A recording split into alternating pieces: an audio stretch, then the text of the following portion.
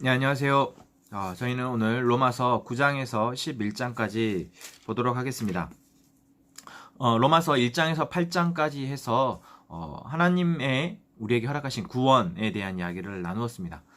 바울이 1장부터 8장까지 해서 구원의 과정, 어떤 우리가 구원을 듣고 또한 인식하고 구원을 얻게 되는 그 과정, 그리고 구원을 얻게 된 이후 우리의 모습에 대해서까지 이제 8장을 통해서 저희가 살펴보았습니다.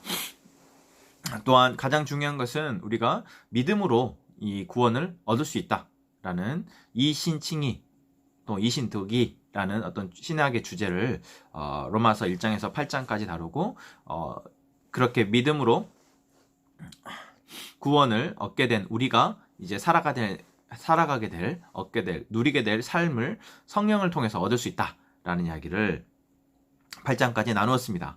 자, 그러고 보니 이제 9장으로 넘어가서 이런 이야기들을 그러니까 로마 교회 성도들 가운데 유대인들이 있었지 않습니까? 그 유대인들이 이 이야기를 들었을 때 의문이 한 가지 생길 수밖에 없는 것이죠. 그것은 그렇다면 우리가 선택받았던 우리 이스라엘이 지금까지 어떤 아브라함 또 모세를 통해서 율법을 지키면서 살아가야 하고 율법을 지킴으로 하나님의 복을 누릴 수 있다라고 믿었던 것들은 다 그럼 헛된 것이냐, 잘못된 것이냐라는 의문이 들 수밖에 없다라는 것이죠. 하나님이 그럼 이스라엘 백성들을 버리셨다는 것이냐, 그리고 지금 이방인들만 하나님께서 살리신다라는 거, 구원하신다라는 거냐, 그러한 의문이 들 수밖에 없습니다. 그래서 9장부터 11장까지 그러한 의문에 대한 답을 바울이 하고 있습니다.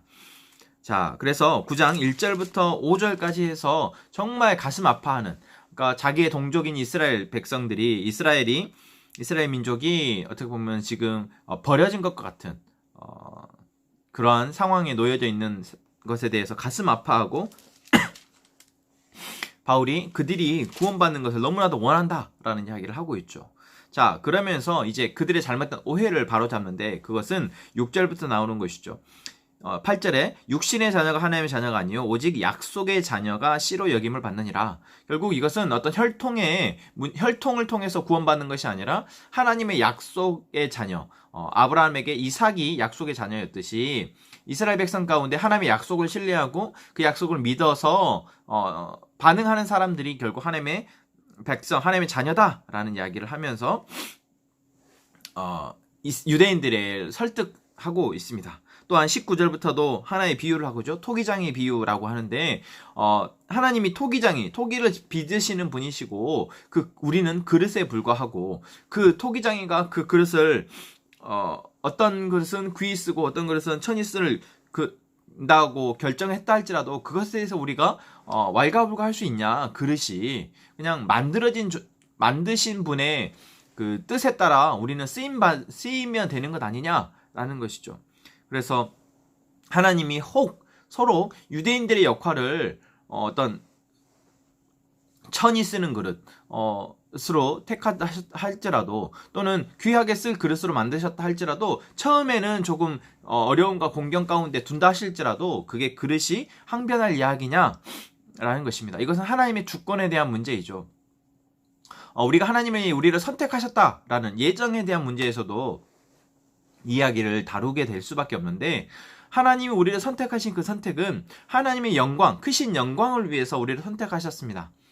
하나님이 크신 영광을 위해서 선택하셨다는 것은 하나님의 어떤 자기 중심적인 생각이 아니라 하나님의 영광 받으신다라는 것, 하나님이 영광 받으실 만큼 우리를 귀하게 쓰시고 우리를 그렇게 풍성한 삶을 살게 하신다라는 의미다라는 것이죠.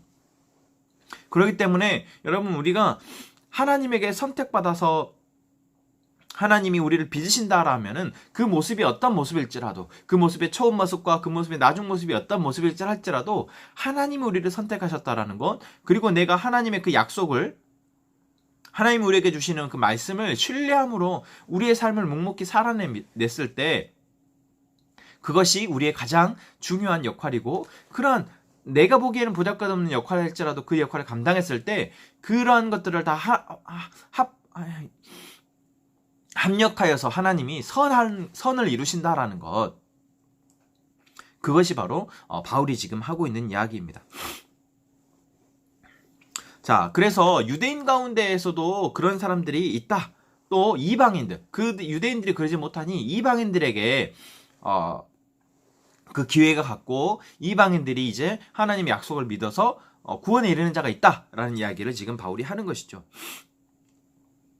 그래서 이제 9장에서 30절부터 보면 의를 따르지 않는 이방인들이 의를 얻었다라고 이야기하고 있죠. 그리고 의의 법을 따라간 이스라엘은 율법에 이르지 못하였으니, 이렇게 어떤 율법의 본의가 아니라 율법의 형식에 치우쳐서 그것으로 구원받으려 했던 이스라엘은 결국 이 율법에 이르지 못한, 완전한 율법에 이르지 못했다라는 이야기를 하고 있습니다. 그래서 10장으로 넘어가서 이제 그리스도가 모든 믿는 자에게 의를 이루기 위하여 율법의 마침이 되셨다.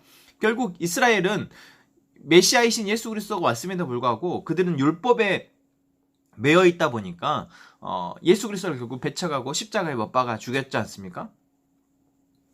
그러나 예수 그리스도는 율법의 마침이 되셔서 모든 믿는 자에게 의를 이루게 하시는 분이셨다라는 이야기를 하는 것이죠. 자, 그리고 이제 9절부터 쭉 보면은 네 입으로 예수를 주로 시인하며 또 하나님께서 그를 죽은 자 가운데서 살리신 것을 내 마음에 믿으면 구원을 받으리라.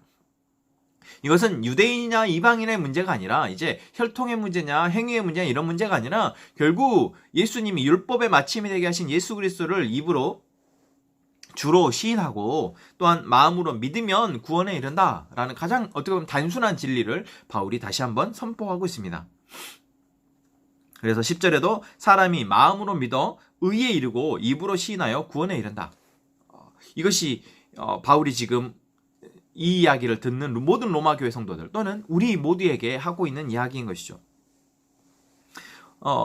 이 어떤 단순한 복음의 진리, 그래서 13절에도 주의 이름을 부르는 자는 구원을 받으리라 라는 이야기, 이 말씀을 통해서 이건 이미 요엘서에 이미 예언되어져 있었던 요엘서 2장 32절에 예언되어 있었던 말씀인데 이것을 다시 한번 이야기하는 것이죠. 하나님이 이미 그렇게 얘기하셨다.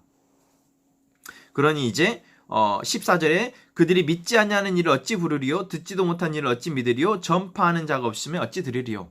이제 우리가 해야 할 것이 무엇인지를 이야기하는 것이죠. 우리는 계속 이 예수로 완성되어진 율법, 그리고 예수로 의에 이를 수 있는 이 구원, 이것을 우리가 전파해야 된다라는 이야기를 하고 있습니다.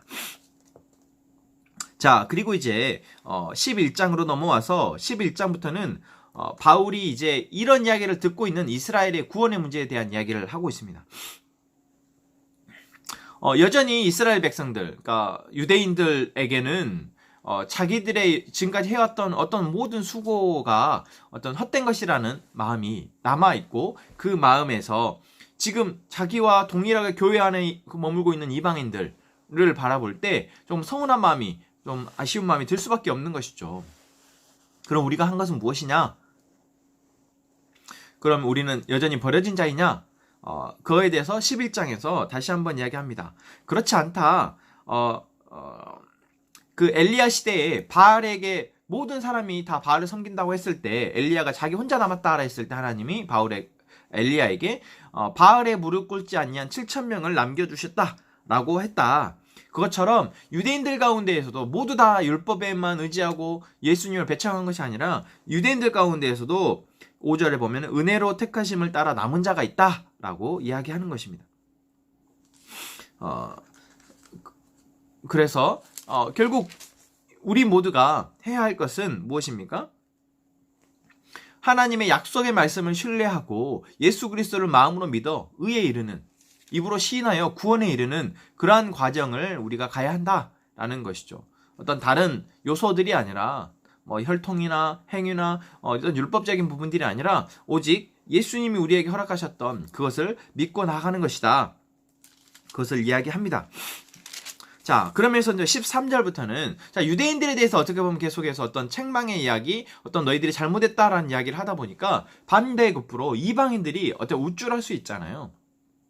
아, 그래, 너희들은 다 어리석은 사람들이야. 너희들은 세상에 그렇게 하나님이 처음부터 그렇게 너희들에게 말씀하셨고 알려주셨는데 어떻게 그렇게 모를 수 있어? 아, 우리는 뒤늦게 알았지만 이렇게 깨달았다는 것은 우리가 대단한, 우리가 더 은혜를 많이 받았다 라고 생각할 수 있잖아요. 그러다 보니까 13절부터는 무엇을 얘기합니까? 이방인들에 대해서 경고하는 것입니다. 자, 이 경고 이야기를 하시면서 어떤 이야기를 합니까? 돌감람나무와 참감람나무의 이야기를 합니다. 그러니까 감람나무가 참 감람나무가 있는데 하나님이 참난 감람나무를 이스라엘로 비유하시는 것이죠.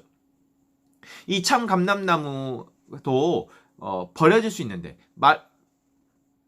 이 인자심에 22절에 나오고 있죠. 21절부터 하나님이 원가지들도 아끼지 아니하셨은즉 너도 아끼지 아니하리라. 이 원가지 참 감람나무에 하나님이 이방인과 같은 돌감나무와 같은 이방인들을 접붙이셨는데, 그래서 이제 구원의 반열에 오르게 하셨는데, 하나님이 그 은혜를 너희가 잃어버리고 하나님의 그 은혜를 너희들을 자랑하는 것으로 쓴다면, 하나님이 참감람나무도 아끼지 않으셨는데 접붙임 받은 돌감람나무인 너희는 하물며 하나님이 아끼시겠느냐? 그러니까 너희들이 지켜야 할 마음의 그 중심을 지켜라 라고 이야기하는 것이죠. 그리고 25절부터는 다시 한번 이스라엘에 대해서 하나님이 모든 사람들에게 하나님의 순종, 하나님의 그 구원의 역사에 순종함을 통해서 구원하신다라는 것을 이야기하면서 우리 모두가 그 하나님의 놀라우신 구원을 맛보자. 그러면서 33절부터 36절까지는 어떤 송영입니다. 찬양. 야, 깊다. 하나님의 이 지혜와 지식의 풍성함이 우리 인간은 감히 판단하거나 헤아릴 수조차 없는데, 야, 그걸 통해서 구원받았다라는 것이 놀랍다. 바울은 지금 구약의 역사부터 해가지고 쫙 살폈을 때, 야, 하나님이 그 이스라엘 백성들, 그 25절부터 나오죠. 그런 이야기가. 이스라엘 백성들이 그렇게 좀 무지하고 몽매하게 하나님 예수 그리스도를 바라보지 못한 것 때문에 결국 이방인의 충만한 수가 들어오게 되지 않았느냐. 그러니까 유대인들이 자기들의 역할을 잘 못한 것이 오히려 이방인들이 복음을 받아들이게 된 어떤 이유가 됐다. 원인이 됐다. 참 이게 놀랍지 않느냐. 이렇게 이야기하는 것이죠. 그러나 하나님은 누구를 선택하고 누구를 버리시고 이런 문제가 아니라 모두를 하나님께서 사랑하시기를 원하신다. 이제 우리 모두가 그 하나님의 놀라운 그 깊고 놀라운 그 신묘한 지혜, 그 구원의 역사 가운데 우리가 함께 들어가자라는 이야기로 11장을 마치고 있습니다. 네. 유대인과 이방인에 대한 9장과 11장에서 쭉 이야기하는 것, 본질은 무엇입니까? 어떤 중요한 핵심은 어떤 혈통이나 우리의 행위나 노력이나 이것으로 우리의 구원이 당락이 결정되지 않는다라는 것입니다. 오로지 하나님이 우리에게 말씀하시는 그 약속의 말씀을 어떻게 내가 받아들이고 인식하고 이제 내 입술로 시인하고 내 마음으로 믿어 이제 그 길에 동참하느냐가 중요한 것이지, 그렇지 않습니까? 우리가 하나님의 그 놀라운 구원의 역사를 오해하거나 그것 때문에 우리가 하나님의 길에서 돌아서 버린다면 그것이 정말 어리석은 것이다 라고 이야기하고 있습니다. 네, 오늘 여기 11장까지 마쳤습니다.